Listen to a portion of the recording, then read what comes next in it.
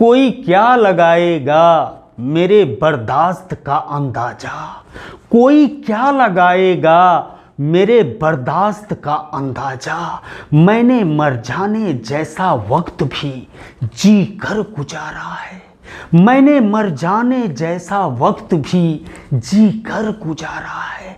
मैं वो नहीं दिखाता जो दिखाया जा रहा है, मैं वो नहीं दिखाता जो दिखाया जा रहा है। नजर उस पर रखता हूं जो छिपाया जा रहा है।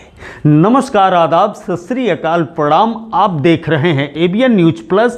आपके साथ मैं हूं ज्ञानेंद्र पांडे ज्ञानी। आज सोशल मीडिया पर हाहाकार मच चुका है। सिर्फ और सिर्फ एक खबरें सबसे ज्यादा दिखाई दे रही है। विद्यालयों में प्रवेश का वक्त चल रहा है, दौर चल रहा है, सत्र का शुभारंभ हो चुका है और ऐसे में निजी विद्यालयों द्वारा जिस तरह से लोगों के जेब पर डाका डाला जा रहा है, तमाम शिकायतें आ रही हैं। कहीं पर शुल्क वृद्धि प्रवेश के नाम पर, तो कहीं पर ड्रेस के नाम पर अच्छा खासा मोटा रकम, और कहीं पर पुस्तकें और किताबों के नाम पर निजी प्रकाशन की किताबें उनके झोले में डाला जा रहा है और मोटी रकम की वसूली हो रही है।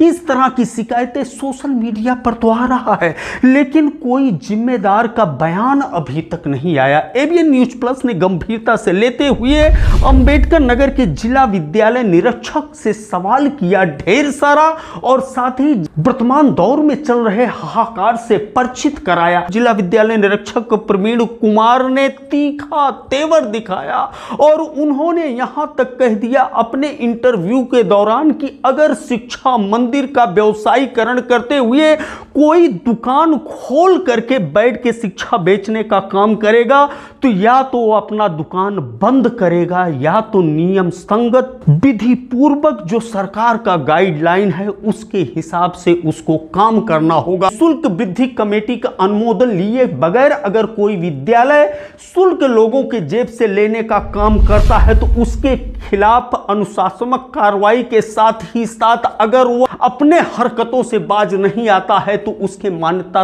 तक को रद्द करने की कार्रवाई हो सकती है। साथ ही साथ उन्होंने कहा कि विद्यालय के कैंपस में ड्रेस और किताबों का काउंटर कतई नहीं लगेगा, एनसीईआरटी की किताबें ही चलेगी विद्यालयों में, वह चाहे निजी हो चाहे सरकारी हो। ढेर सारे सवालों का जवाब देते हुए उन्होंने कहा कि आज सीबीएसई और आईसीएसई और यूपी बोर्ड के विद्यालयों की बैठक बुलाई गई है जिम्मेदारों को, और उनको अवगत कराया जाएगा सरकार के गाइडलाइन से और सरकार के मंशा से। अगर वह अक्षरशः पालन नहीं करते हैं तो उनके खिलाफ कार्रवाई होगी। उन्होंने कहा कि एक टास्क फोर्स का गठन होगा जो वाहनों का चेक करेगा, साथ ही साथ विद्यालय का जांच करेगा।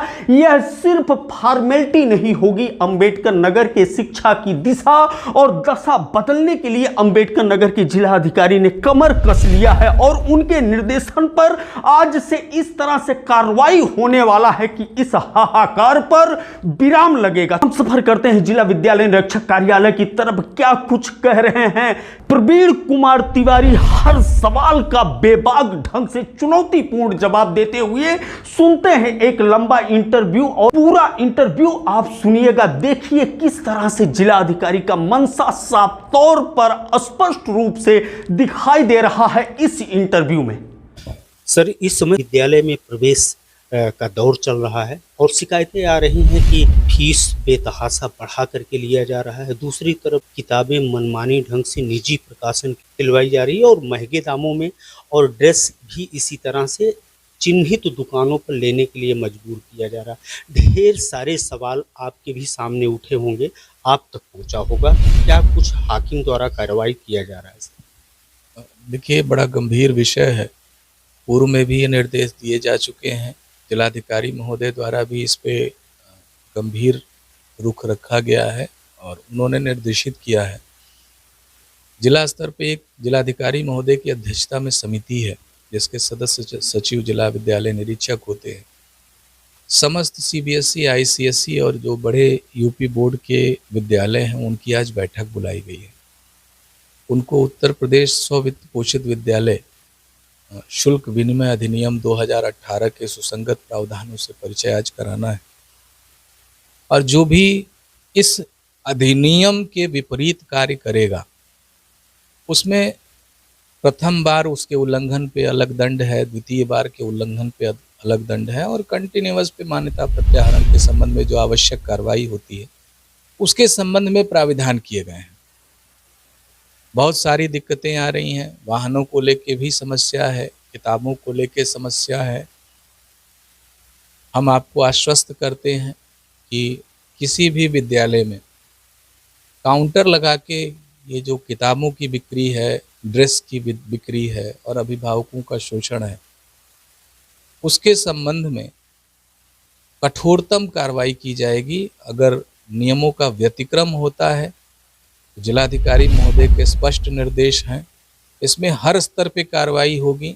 सीबीएसई को मान्यता प्रत्याहरण के लिए भी लिखा जा सकता है, और हम आपको आश्वस्त करते हैं कि ऐसे विद्यालय जो भी रहेंगे, यदि उनके द्वारा अपने कार्य व्यवहार में परिवर्तन नहीं लाया जाता है आज की बैठक के बाद, तो हम उस स्तर तक भी जाएंगे और उनका मान्यता प्रत्याहरण की कार्रवाई कराएंगे। तो देखने को मिल रहा है कि निजी प्रकाशन की किताबें, पतली पतली किताबें 1200 1500 मार्केट में बेचा जा रहा है, जबकि ऐसा संज्ञान में जहाँ तक हम लोगों के है कि एनसीईआरटी की ही किताबें अनिवार्य रूप से लागू किया गया है। बावजूद इसके निजी प्रकाशन की किताबें धड़ल्ले से कैसे आप ये तय करेंगे कि इस विद्यालय में निजी किताबें चल रही हैं प्रकाशन? हम इसमें सभी विद्यालयों से आज बात कर रहे हैं, सभी विद्यालयों से इस आशय का प्रमाण पत्र भी लेंगे। एक टीम हम बनाने जा रहे हैं, इसमें हमारे राजकीय विद्यालयों के प्रधानाचार्य जो बेस्टेड हैं उनको हम रखेंगे, और जो भी हमारे इस तरह के विद्यालय हैं टीम बना के हम उनकी जांच औचक निरीक्षण भी कराएंगे। यहाँ मान्यता के नियम हैं, नियम और शर्तें जो दी गई हैं उसका अनुपालन हो रहा है या नहीं, उसके संबंध में यथोचित कार्रवाई हो रही है या नहीं, शुल्क विनिमय अधिनियम 2018 के सुसंगत प्रावधानों का अनुपालन हो रहा है या नहीं, इसको हम देखेंगे। और शुल्क वृद्धि के लिए जो कमेटी बनाई गई है उस जनपद स्तर की कमेटी से प्रस्तावित शुल्क वृद्धि का अनुमोदन लिया गया है कि नहीं, इसको भी हम देखेंगे। बहुत सारे लोगों को, बहुत सारे विद्यालयों को या तो ज्ञान नहीं होता है या तो जानबूझ के उसको छिपाते हैं, तो हम उसको सुनिश्चित करेंगे कि इस तरह की स्थितियां ना आने पाएँ। जो भी इस तरह की अनैतिक गतिविधियों में शामिल है और शोषण परक गतिविधियों में शामिल हैं, उनके विरुद्ध हम कठोर कार्रवाई करेंगे। शिकार हो चुके हैं इस गतिविधि के, क्या उनके पैसे की वापसी फिर हो जाएगी? इसके संबंध में भी हम कुछ कार्रवाई करेंगे, कुछ प्रयास किया जाएगा, विद्यालयों से, प्रबंधन से बात करके कुछ और भी उसके रास्ते निकाले जाएंगे, समाधान का प्रयास किया जाएगा। बड़ा कार्य है, बड़ा कठिन कार्य है। आपसे जैसे हमने अभी वार्ता की थी कि बहुत सारी उसमें चुनौतियां भी हैं, समस्याएं भी हैं, तो इसको हम स्टेप बाय स्टेप करेंगे, लेकिन हम आपको आश्वस्त करते हैं कि आपको आगे से इस तरह की शिकायतें नहीं मिलेंगी। इस पे हम स्पेशल ड्राइव भी चलाएंगे और प्रतिदिन समाचार पत्रों में आपको सुनाई भी देगा। सब मिलाकर के शिक्षा मंदिर के रूप में ही दिखेगा, दुकान के रूप में नहीं। नहीं, बिल्कुल हम इसकी अनुमति नहीं देंगे, शिक्षा को व्यवसाय नहीं बनने देंगे। हम इसके लिए कृत संकल्पित हैं कि हमारे पास उच्च गुणवत्ता परक सस्ती शिक्षा यहाँ के शिक्षण संस्थान उपलब्ध कराएं, और उसके लिए हमसे जो बन पड़ेगा हम वो सारे कार्य करेंगे। आवश्यकता पड़ी जनपद स्तरीय कमेटी निर्णय लेगी, और आवश्यकता पड़ी तो हम मंडल स्तरीय कमेटी से बात करेंगे। यदि हमें आवश्यकता पड़ी तो हम सीबीएसई और आईसीएसई के अधिकारियों से भी वार्ता करेंगे, और ऐसे संस्थान जो इस तरह की गतिविधियों में संलिप्त हैं उनके विरुद्ध कठोरतम कार्रवाई की जाएगी। बड़ा कीमती वक्त होता है सर, आपने वक्त दिया, हमारे व्यूअर्स को बहुत बहुत धन्यवाद। Thank you. आपने इतना महत्वपूर्ण मुद्दा कवर किया है।